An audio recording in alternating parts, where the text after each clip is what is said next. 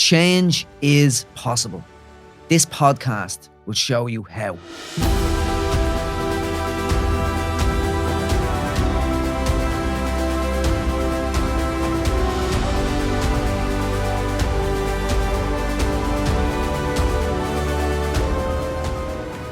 Lynn, can you tell me about the most challenging time in your life? I think that's hard, right? Because I think you have challenging times at different times of your life while you have different skill sets and resources. Do you know what I mean? So, it's when I was younger, teens and early 20s and stuff, I think managing anger was an ongoing challenge. So it's like, are you asking me like whether there was like this one particular challenge or whether the challenge is like a consistent, long running thing? When you most felt stuck. Stuck. Yeah. Okay. When I most felt stuck.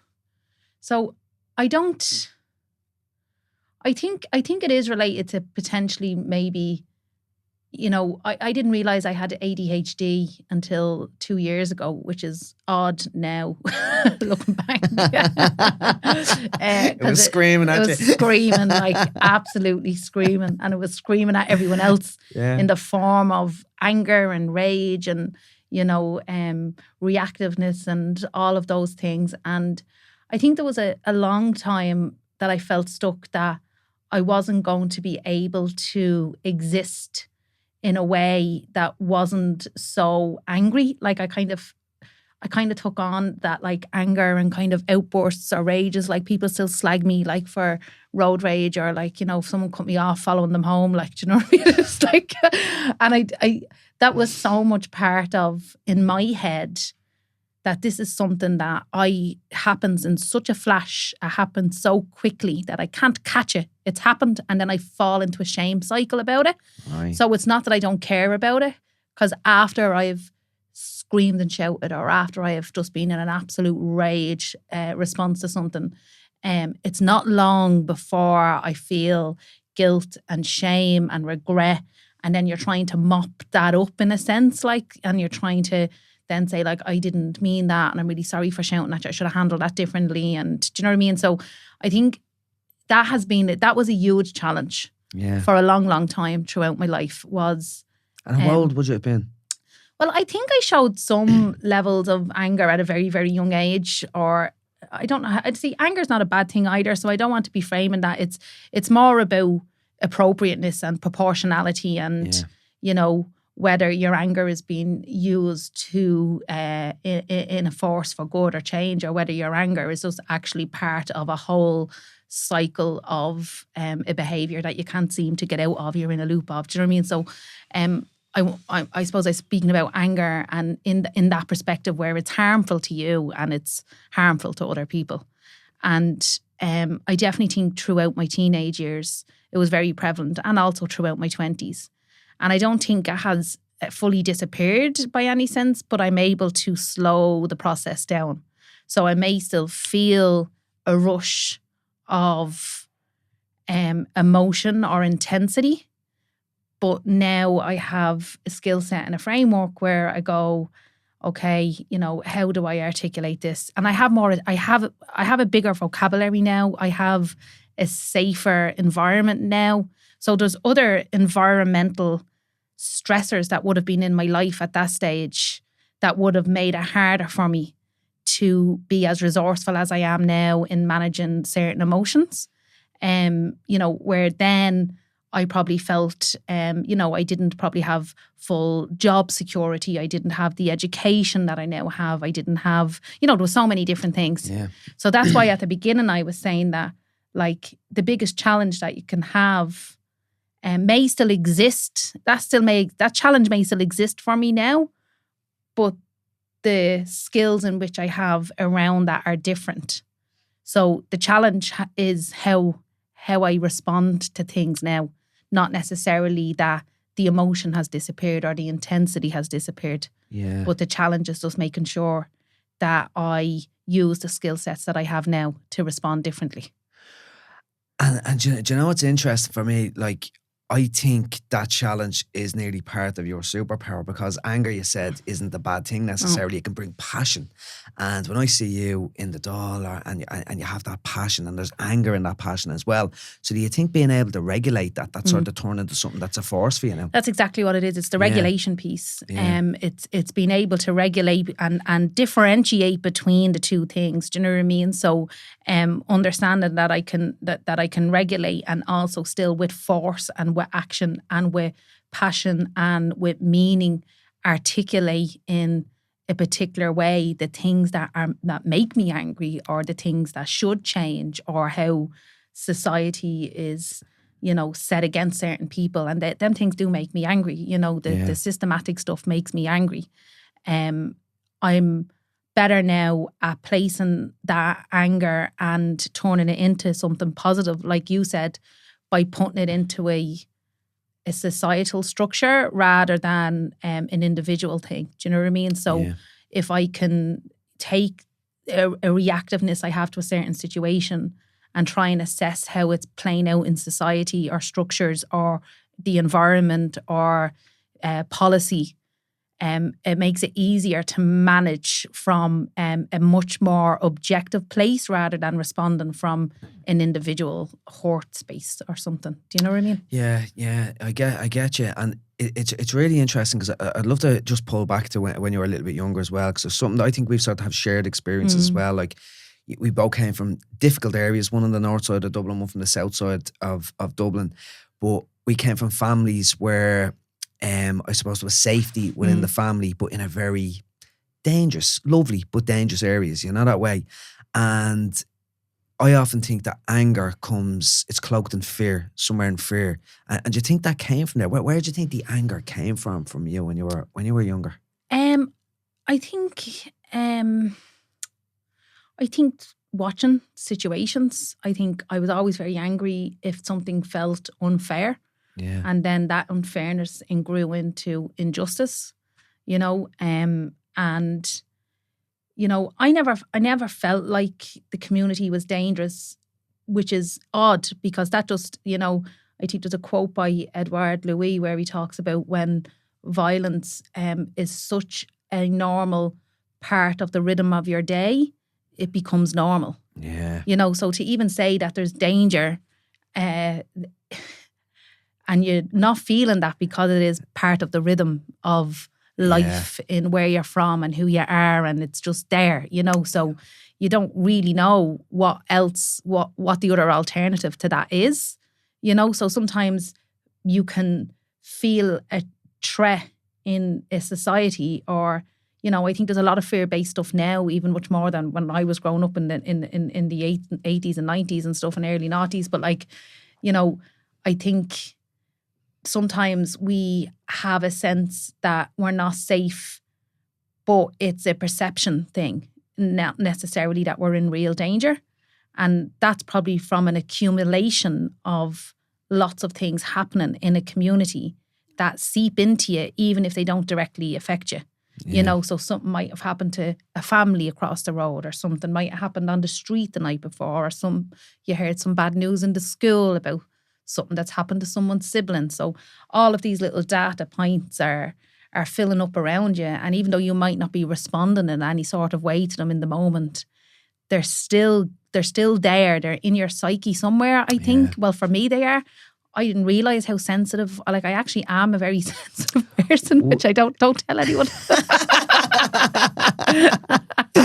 Right. But I'm so sensitive to my environment. Yeah. And all those little data points. So so it's the idea of safety versus actual safety, I think, are two very different things. And sometimes we have to give people a sense of safety, even though they might not be in immediate danger of anything, but they tell you, I don't feel safe here, but there's nothing actually going to happen to them. Do you know what I mean? There's no direct threat to them, so it's tangible versus non-tangible ideas of what it means to be safe. Yeah, and it's funny when you talk about your psyche, I sort of think about it from a biological perspective. Like your nervous system is just going to react to those dangers, even though you've normalized that violence because it's just what always happens. But it's funny because I wanted to ask you that question because, like, I wouldn't think of you as being someone that's afraid.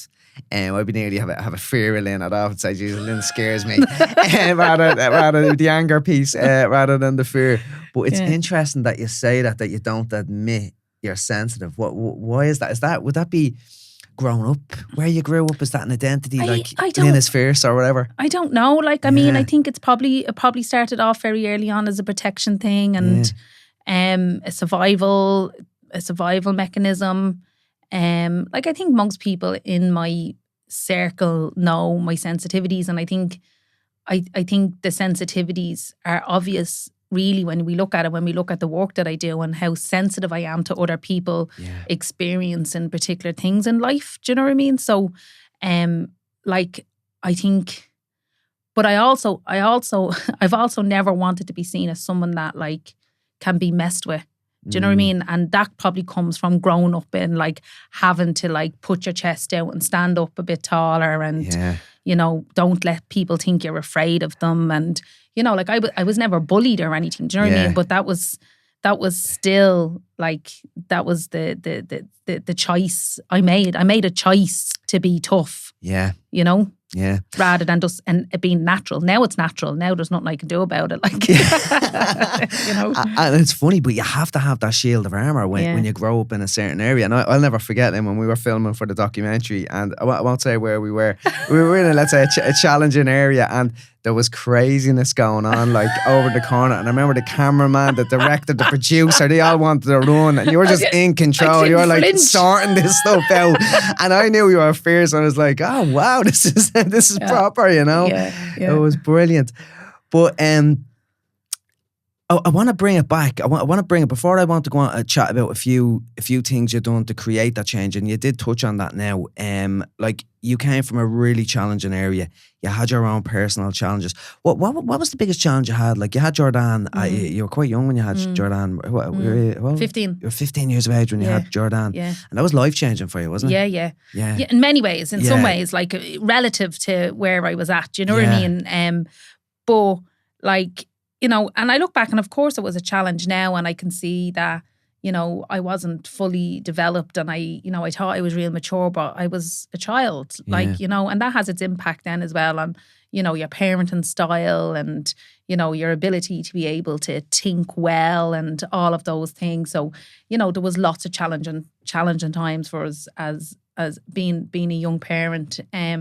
But it is matched by lots of wonderful moments of realization as well, like, you know, that I could like self-soothe without substances. I learned when I was pregnant, because I didn't take any substances. What, you know, I had just abruptly stopped, and not everybody is as lucky to be able to do that if they've been, like, I mean, I was using everything from, you know, cocaine was only starting to come into my realm at that age. You know what I mean? 14, 15 was kind of was the later teens using that at that stage, but it started coming in. But everything from, you know, ecstasy to speed to methadone to benzos to, you know, like, I was taking everything. And not necessarily daily either. Like, so it wasn't that I had become reliant on drugs at that time. I definitely wasn't in addiction. I think, you know, it was headed in that direction. No doubt, I believe. And that interruption, in a sense, saved you, allowed me to see, actually, whatever endorphins as well came with pregnancy and labour and all of those things. I felt a different sense of soothe and calm. And even though it would take me a while to fully integrate that, like, I was probably in my 30s before I fully integrated that completely. Do you know what I mean? Yeah. But I was able to see the glimpses of that. When I had Jordan, was it, and I also came from a very loving family as well. So when you know there's alternatives to how to live, like, there was no substance dependency in the house. There was no violent person in the house. I mean, I brought the chaos. Yeah. I was the one that brought the chaos in. Do you know what I mean? Yeah. My parents tried to do everything they could to help me. You know, they asked for help. They rang social workers. They, you know, rang services. They rang they were like, we don't know what's happening here. Like, you know, so you have that as well. So you have that, and you kind of go, well, this whatever's going on for me, or whatever it is about my ability to manage my behaviors, my emotions, my, you know, perceptions, all of these things. I can see in the household that it's not it's me. Yeah. Do you know what I mean? Like, I'm not mirroring anything. Yeah. You know, it's definitely something within me, and then me being super sensitive to the we. You know what I mean? To the to the collective, to the community, to people. Like, I've always been very connected to, well, why are we experiencing that? And why aren't we allowed to do that? And, you know, why is that happening to them people? Oh, you know, so there was always a wider sense. And, you know, I just think there was so many different parts of me that was kind of lit up when I had Jordan, but I wasn't healed enough to fully integrate it in a longer setting, in a longer, you know, it disappeared again on me. Do you know what I mean? I was chasing it around for a while, you know? Yeah.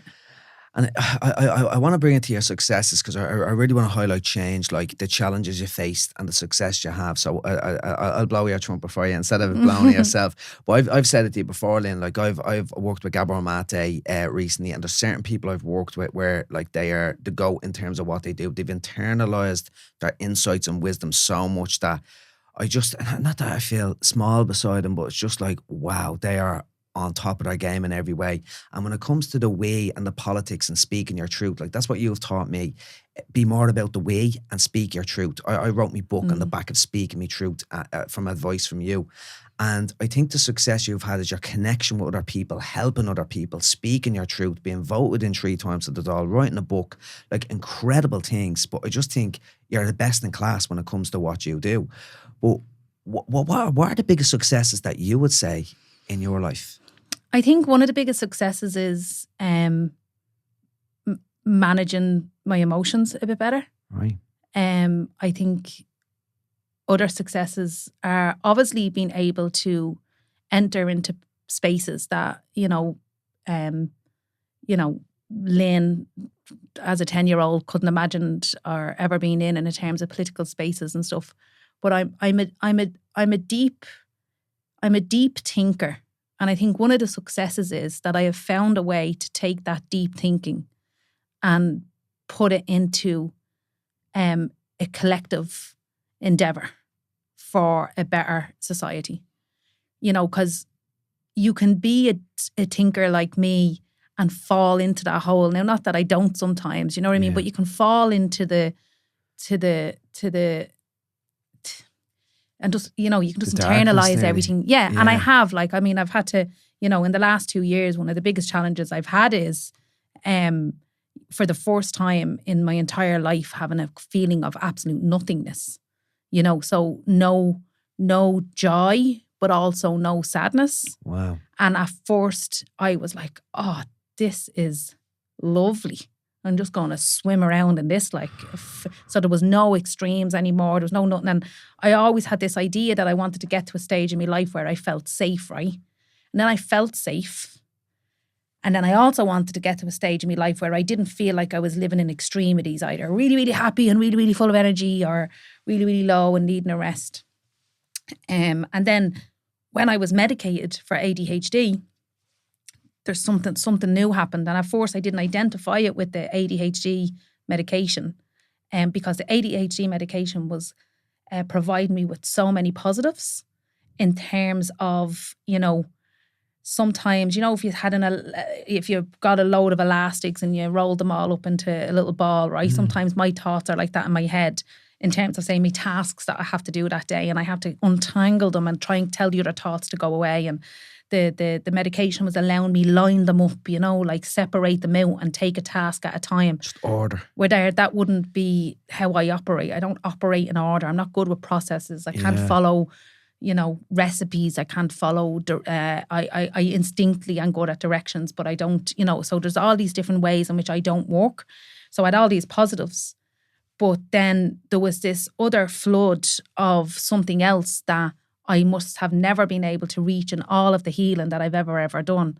And I just had a massive reckoning with myself in terms of, like, at first I felt like an identity crisis. After I was finished going, okay, I'm done with the nothingness. Trying to what's going on here? Like, do you know what I mean? So how long did you stay in that nothingness? About 9 months. And that was like, it was positive at first, No, but then became... first few weeks was positive. But then I started crying. Yeah. And I cried consistently at several times throughout the day, you know, the drive to work, or first it started where I just cry at stuff at the telly and all, like, and I'm like, I don't fuck, like, that stuff doesn't trigger emotion in me like that.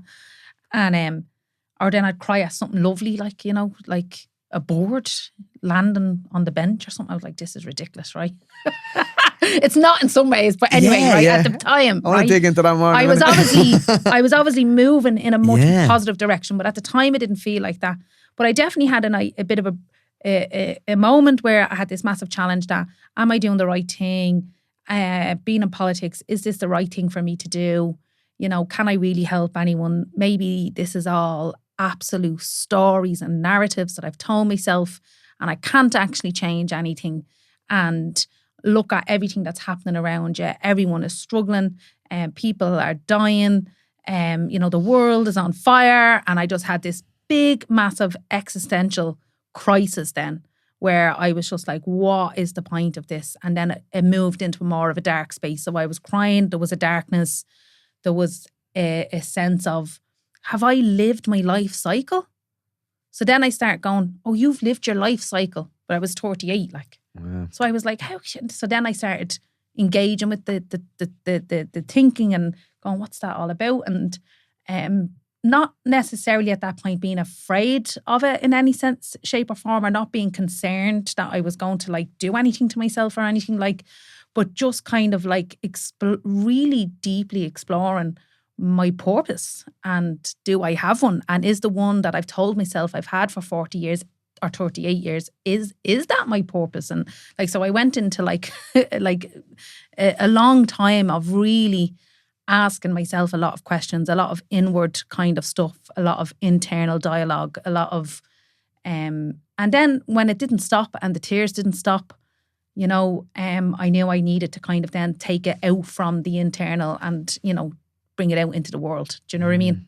And I think philosophy saves my life, my entire life. Do you know what I mean? Not in terms of saves my life literally, but just in terms of whether it's helping me understand a topic, whether it's helping me understand something that's happening in the world, or whether it's helping me understand something that's happening internally within myself. Do you know what I mean? So it felt like a challenge at the time, obviously, and it sounds like I'm downplaying it now, because of course it's a challenge if you're in that space, right? But I feel something beautiful has kind of come from it as well, you know? So I remember I was crying from around the April, say December was the first time I didn't cry, but I went down. This December, just a couple of months ago? No, the December before. Right. And I just had this realisation that I needed to really, really assess what I'm doing, who I am, who am I doing it for? Do I believe what I'm saying? And thankfully, I come back around to, I do believe what I'm saying. I do believe that change is possible. I do believe that, you know, there's a better version of the world that we're living in. And I had to completely dissect myself for 9 months, at the length of a pregnancy, funnily enough. And at the end of that, you know, I feel a bit more radical in myself. You know, I feel a bit more in my own truth. So I all the things I used to say about be truthful, be vulnerable, tell your story, don't let other people, you know, shame you for blah, blah, blah.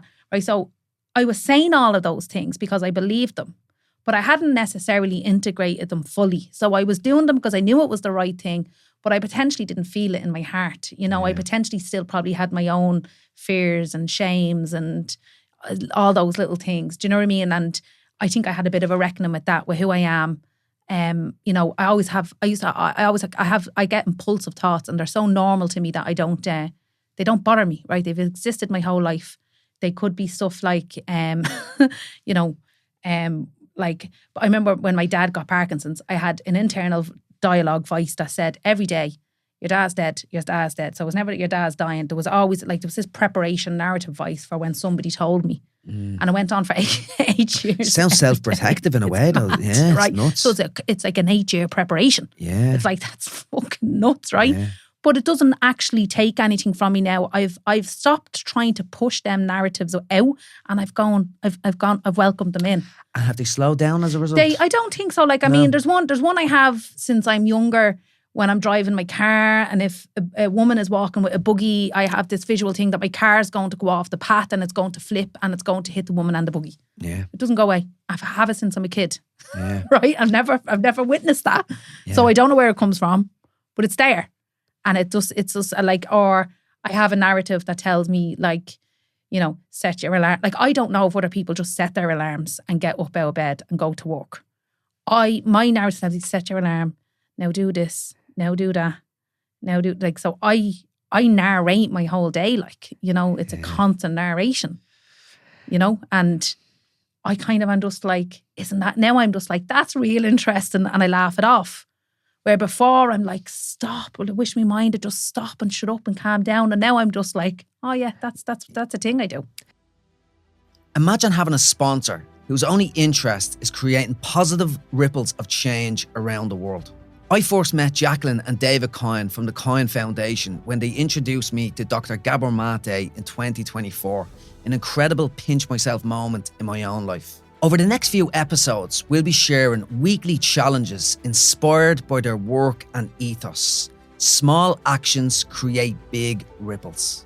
This week's ask, called The Listening Ear, is simple. Give the gift of offering your family, your friends, your neighbours, even strangers, your full attention. Put your phone away and listen. Really listen and be present for someone who will appreciate being heard. A rare gift in today's hyper-busy, always-on culture.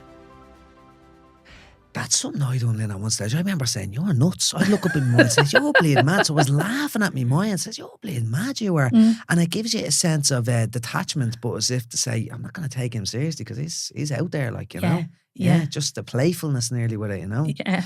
But you know what I'd love to go back to? I had an amazing experience last week. There was a guy, when I had a mini relapse 2 years after I found recovery, I was taking Nurofen and Solpadeine, lost that beautiful feeling. It was like something spiritual happened to me. The world was in 3D. I felt like it was glowing. It felt amazing. But slowly I became obsessed with studying and succeeding and competing that I lost that, and I ended up taking Solpadeine. I was reading a lot of Eckhart Tolle's spiritual work, and there was a book I was reading called The Leap, which is about these experiences by a guy called Stephen Taylor.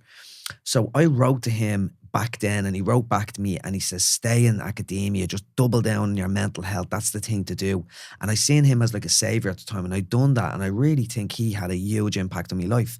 I met him last week. We were speaking together at a talk, right?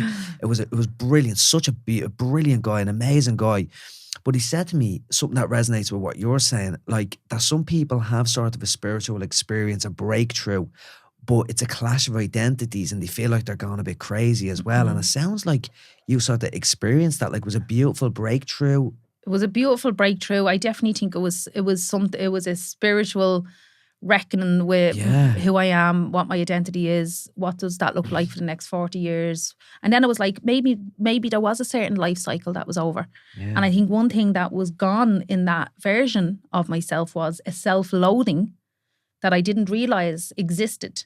And the self-loathing came from a life of undiagnosed ADHD and always feeling like you've done something wrong, you've overshared, you're after being too honest with that person. Now you better text them tomorrow and say, I hope I didn't overstep the mark.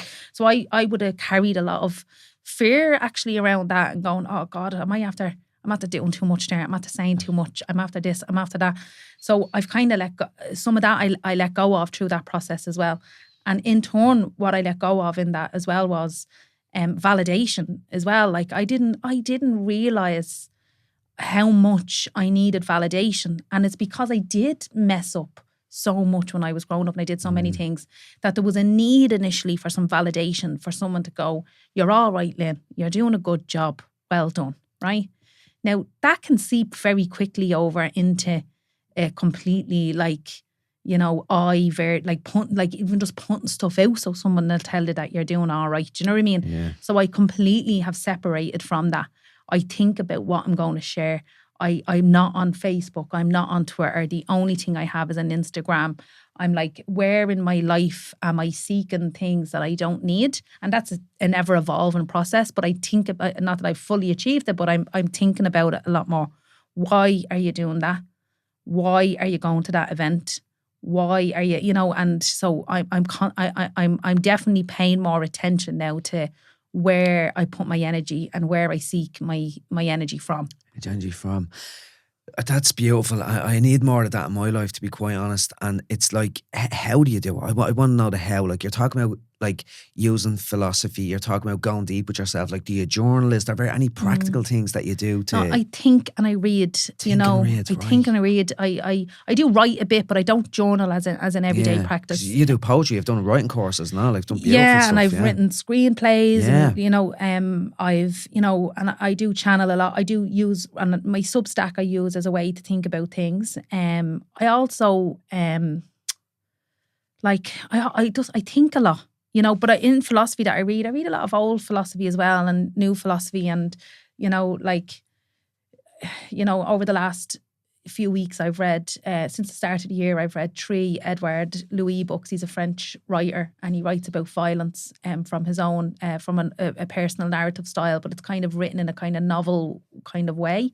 And he's a beautiful writer and he helps me think. So if I feel like I'm having an emotion or a response to something in the world, I then go away and go, how can I read something on this to help me frame this in my mind so that I can understand it a little bit more deeply, because I know I'm feeling something towards it, but how can I think? And I think being able to think well is such, like being able to die well, live well and think well are 3 of the most important things I think that anyone should be able to have in society. And the fact that we don't have a society where people can live well, think well and die well means that we have a very sick society. Yeah. Do you know what I mean? So because I do have a level of safety in my life in the sense that I have a roof over my head, I know I have a paycheck at the end of the month, my kids are safe, all of those things allows me potentially sometimes to sit and think and read philosophy and go,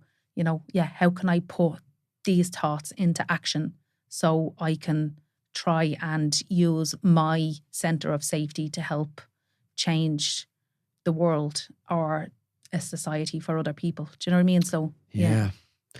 It's I have 2 questions here. Like, one thing is I'd love to know how you stay accountable to the thinking and the reading. Like, it sounds like you just love doing it. It's compulsive. I had a feeling. There's no accountability mechanism. Yeah, don't need to. I can't pull yourself back. I can't. No, yeah, I have to put the opposite. I have to do the opposite. Yeah. There's lots of other things in my life where there should be accountability and consistency. I'm really bad at consistency. Yeah. At things I'm not interested in or don't light me fire. I'm very bad at doing, maintaining a consistent, routine, whether that's, exercise or whether that's, if you ask me to journal every day now, that would be like, what? No, like that feels like it has control over me and it needs something from me every day. I get you. But thinking, reading, and talking to other people. I'm lucky that I'm surrounded by lots of other people who are amazing at what they do in the world.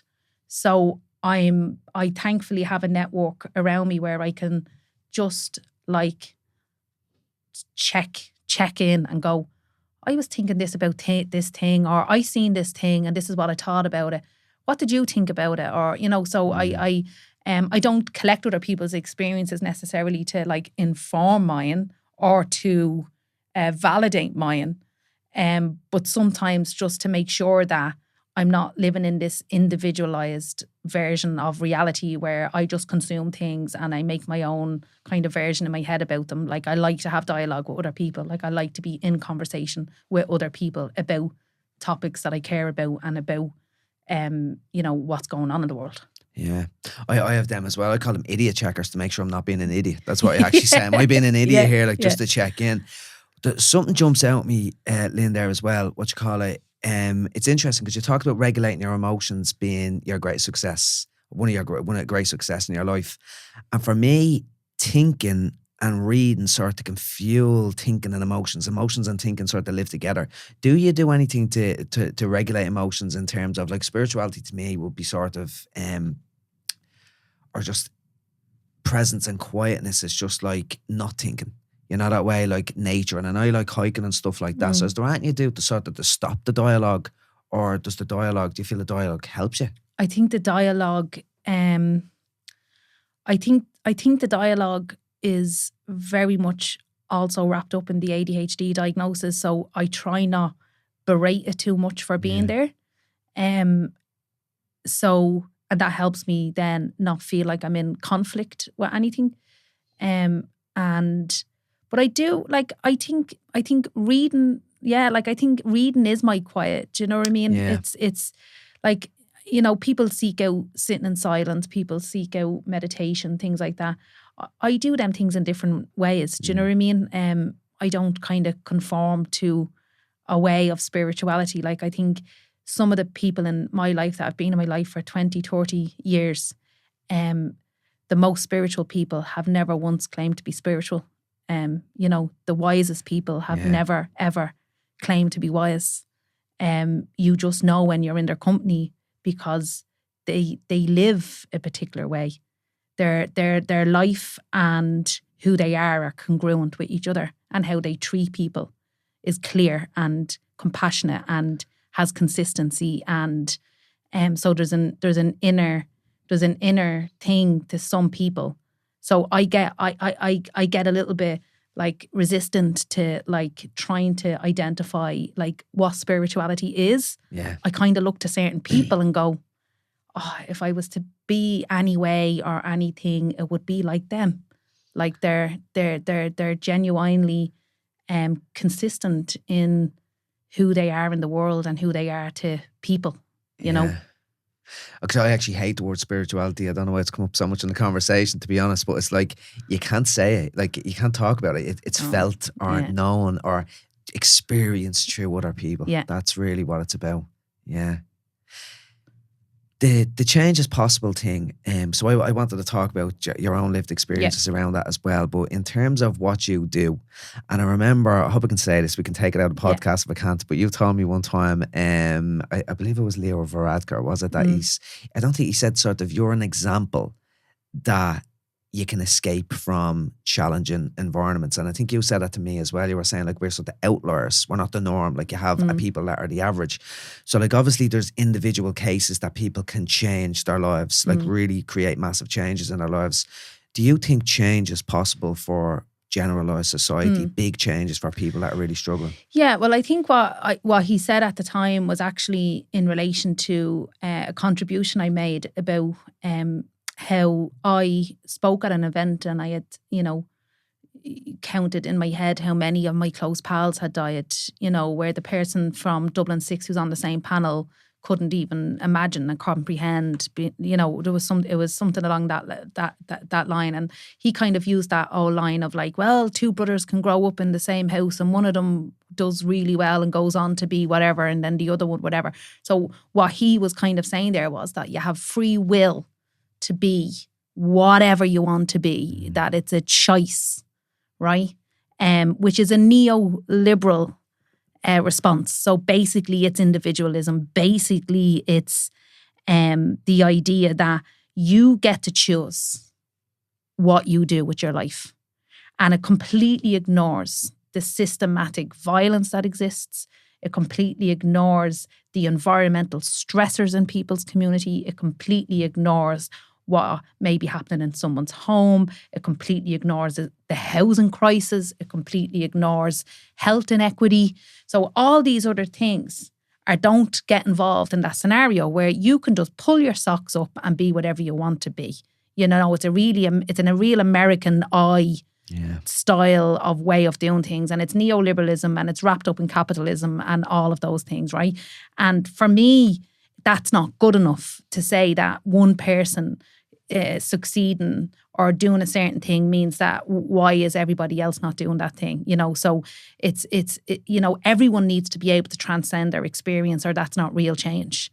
You don't just let somebody in every now and again to the other side and go, look now, if everyone just does what she does. Do you know what I mean? Like, that's just not it.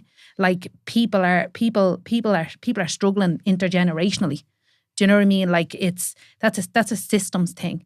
So for me, the fight always is to be able to bring it back to what needs to change from a power and oppressive, systematic, all the things that need to change with that, so that we totally transform society, so that people can live well and that people can have choice, because you don't have choice in terms of, you know, just ending the poverty in your household. That's not just a choice. Like, you know, that's not just something that you get up one morning and you go, I'm going to work really hard now.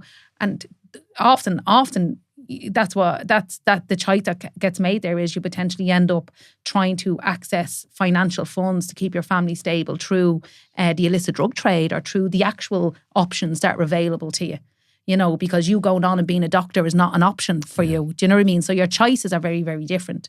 So for me, it's always trying to pull it back out into, where is power protecting itself? What are the structures that are upholding an unequal society?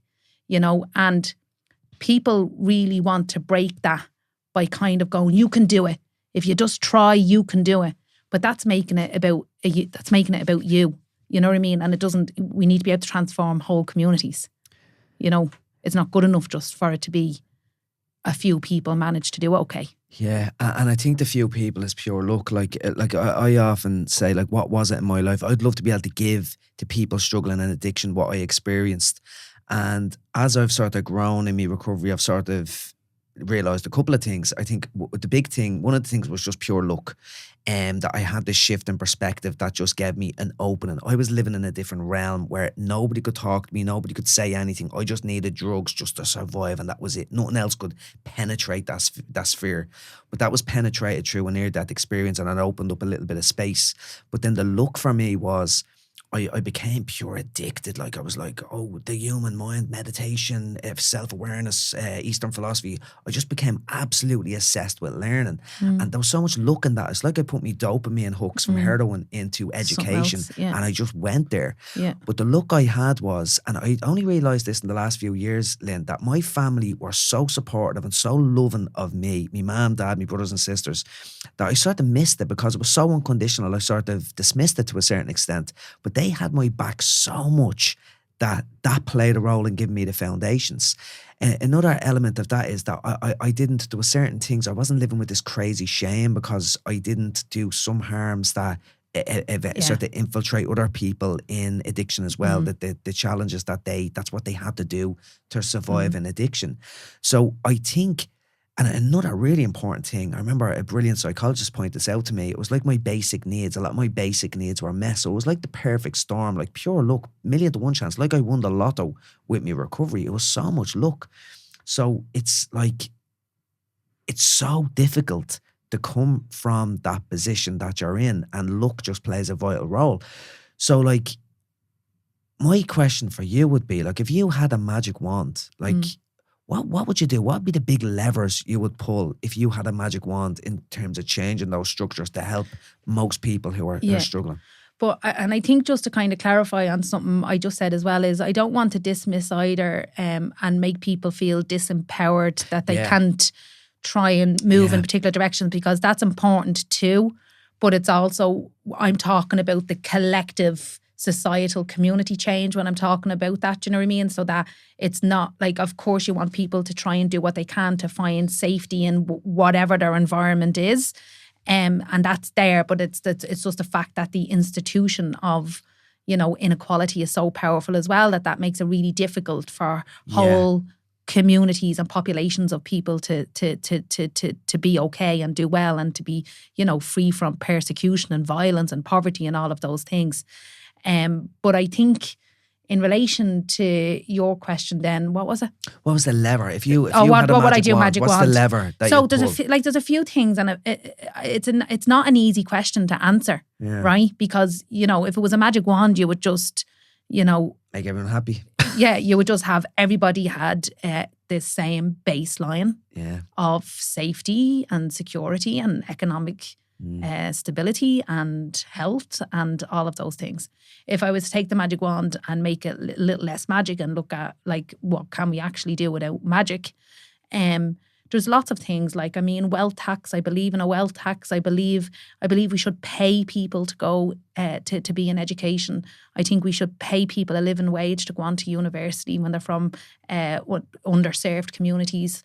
I think we need to incentivise people in the moment, because I think if you're from a community or a family that have never seen the future payoff of something, it's very hard to believe in a future payoff, because politics has never worked for you. You know, your nanny, your granddad, your uncles, they've all just struggled to make ends meet. You know what I mean? So there's no idea of, well, if I just do this, this and this, you know, I'm going to be able to be much more comfortable in life or whatever. So I think you need to incentivise now, not give this idea that there's a future payoff. And I think that could potentially change generations of families, because people won't be making the decision then between, you know, school and having to get a job because, you know, they need to have a financial income for their rent, or they wouldn't be choosing be going on to university because they need to get a little job to be able to, you know, get a car so they have some freedom in the community that they live in, or, you know, whatever. So people make all these decisions. And I think if we can find a way to take some of those everyday decisions away and meet those needs, the care system in Ireland is terrible. I would have universal basic income for anybody leaving the care system. There's so many different things that you would transform. You could be here all day. Yeah. But one of them is, I would love for society to understand that the current political system is responsible for how we live, because sets of decisions are made about housing, sets of decisions are made about budgets, sets of decisions, and there's bias that is seeped into certain classes in society. And even when they mean well, they've no concept of the experience of they've no class consciousness. They think it doesn't exist, right? Or they think you're to blame for it, right? So for me, I think that people who have power and wealth need to be made very uncomfortable in terms of their own thinking or their own bias or their own ability to change things. And the only way we can fully change things is if they're willing to let go of some of their wealth and some of their privilege and some of their power. Yeah. But we've had the same political parties in power for the history of the state. And we've the highest rates of homelessness that have ever existed. You know, we have so much money in the country. Like. And there's exactly. So where is the money? Yeah. Who has the power? And how do we share power equally?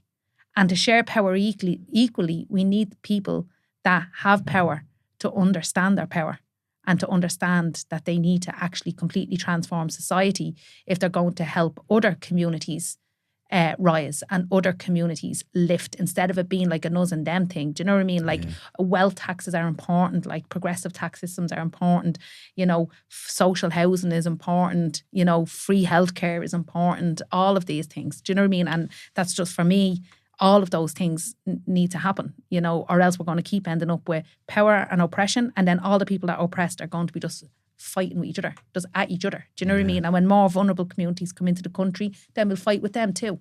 And the people with power will just stay over here. Yeah. Comfortable. And you think it's nearly like a lack of understanding, lack of empathy. Like if you did have that magic wand and just throw a gang of those into the reality of the hardships that we experience. No, I think they know the reality. Do you think they do? Yeah. I think they haven't experienced it, and people are only willing to. People want the power that they have. Like people want to be in the positions that they're in. You know, and you need to completely restructure society. You need to have a much more of a socialist concept of the makeup of the world. You know, it needs to be about the sharing of wealth, health, and power. And people don't want to give up power. Yeah. So the question is, do you think change is possible in that context, or how much change is possible? I think change is possible, and I think change has happened, and I think it's difficult because when you're the one without the power and the resources, and you're the one, like, not one as an individual, like communities or politicians or, you know, collectives of activists and organisers and all of that. So if you're the one without the power of the concentration of power or wealth or resources, you're trying to make change happen from with different methods. Do you know what I mean? So, you know, being able to have like a radical love is a massive part of activism. Like, people think that violence is, you know, they say, you know, there's no states are not created without war, etc., etc. When you look back over history and all that shite, right? Like violence seems to be the solution for people all the time. But violence breeds more violence, actually, and it doesn't reduce any shame or humiliation or poverty actually in the world. So it's like, how do you organise in a way that you are constantly pushing for change, looking at where the levers are? Because there will always be some people within the groups of power that are extremely radical in their own thinking, because they all also have had the privilege and to think. Do you know what I mean? And the luxury to think. And I think that you can find allies, you can build collectives. I think there's a real effort that we need to build a mass collective of working class push back. But the working class are working or surviving or trying to get their kids through school. So the fact that their needs are not met, it's how do you build that collective to push back against power when it serves those in power to keep people struggling, because then the collective finds it harder to mobilise and push back. But that potential is there. And I think cracking that and being able to find a way to build that mass collective where groups of people who are completely disenfranchised, who are disillusioned, who are victims of, you know, generations of state and systematic violence and inequality, if you can find a way to bring those groups together, I think then the power is there, because there's more people. The people power is bigger than it is in those who have the wealth. That's a smaller group. Yeah. Do you know what I mean? Yeah. The actual people who are struggling in society or the working class, that's a much larger group. Yeah. So you have to find a way to build a different type of power in a mass collective that puts forward a solution, that provides solutions and delivers on solutions within a new structure of a government that is made up of that people power and of that mass collective. Yeah. And I think I can see that happening. And I know your tribe and I know the work you're doing and people. I think with the rise of like the internet and people being able to connect and the knowledge that's out there now, we can all, we also know a lot more of what's going on. I definitely think there's them changes are happening. Like, it's much easier to hide the stuff that's going on under the surface. So hopefully from there will be change. Yeah. Yeah. What are you doing right now? What's the latest for yourself? I've been working a lot on violence, strategies on violence, reducing violence, group violence intervention. You know, I've fell into a big research hole in the last year on violence and how to reduce community violence and male-on-male violence. And, you know, violence is all wrapped up in humiliation and shame, and not being able to meet one's economic needs. And it intersects with a lot of the stuff we've spoken about, really. So I'm trying to develop, I suppose, a new response and a new narrative and understanding to how to think about violence as a public health issue rather than only a justice response. You know, we had the guillotine and literally beheaded people in front squares, and that didn't reduce violence or murder. So only calling for harsher sentences when violence happens, it doesn't actually, that's about the punishment of the individual. It's not actually, that doesn't reduce violence in society. Yeah. So I've been doing a lot of work focused on that. And then I wrote a film that premiered in Dublin International Film Festival. Amazing, yeah. Yeah, and yes, so I'm working on a lot of that. About to launch another book. Myself and Grace Dyes are launching another book that I didn't know that. That we wrote with the men in Mountjoy Prison, based on the Theatre of the Oppressed, a big production piece we did with them, a big project we did with them over a year in Mountjoy. So that will be launched at the end of May. So I don't know when this will go out. So it'll probably have been already launched. Probably have been already launched. Called What We're Made Of. What We're Made Of. Brilliant. Yeah. And it brings me to the prison stuff as well. I'm doing a bit of work in prisons. We've intersected on a few things like that as well. Like, I just think it taps into the male-on-male violence as well. Like, it's those basic needs not being met, humiliation, shame, fear, all of those things. But I just think the ripple effect, like if you can help people that are incarcerated in prisons, help them with the challenges they face, the ripple effect of that going out into their families, communities, and into the society in general. I just think it's a beautiful space. Well, like my dream would be that it's people with lived experience of violence. Most perpetrators of violence have been victims of violence. Like victimization is a cycle within communities. And a lot of the men that I've worked with over the last while would be who I see as being like the mediators, the negotiators, and the violence interrupters in communities, because they're credible. Yeah. You know, they're credible with the young men, and you know that we'd be looking to engage with. You know, there's always only a small percentage of people causing the most harm from a violence perspective. And the evidence shows that, you know, in all the places that I've studied in Scotland, Sweden. I went over to New York and spent some time over there with some ex-LA gang members and stuff who are violence interrupters, and the guy who developed the framework for the Boston Ceasefire Project, which reduced the youth homicide in Boston, are all doing amazing work. So I've taken all their kind of strategies and made it relevant for our context in Ireland, and kind of developed a strategy for the Canal communities based on that. And hopefully they could be the vehicle to make that happen. But it's a lot of the men that have been in prison, or the men I work with outside of prison, that I see as being able to be the drivers of an amazing initiative that can help other men be able to relate and to be able to, you know, respond in non-violent ways, or to be able to reduce retaliation when violence does happen. There's so many different parts to it. It needs a whole hour of its own. I can imagine how many hours you've spent researching. I hope you don't mind me saying it was like your compulsiveness and ADHD nearly helps you to unearth all of these solutions. Lynn, it was an absolute joy as always. Where can people find you? Just Instagram and Instagram. I suppose I'm on LinkedIn. I wouldn't be overly active on LinkedIn, but I'm on Instagram. Keep an eye out for all the cool things you do. Cheers. Yeah. Thanks so much, Lynn. Thank you. Thank you. Thank you for listening to today's podcast. If you enjoy this content, I've created a range of online courses around mindset, mastering your self-talk, unlocking the secrets of addiction recovery and morning routines, and many, many more. If you're interested, simply click on the link in the show notes and use the word resilience to get free access to all of that content.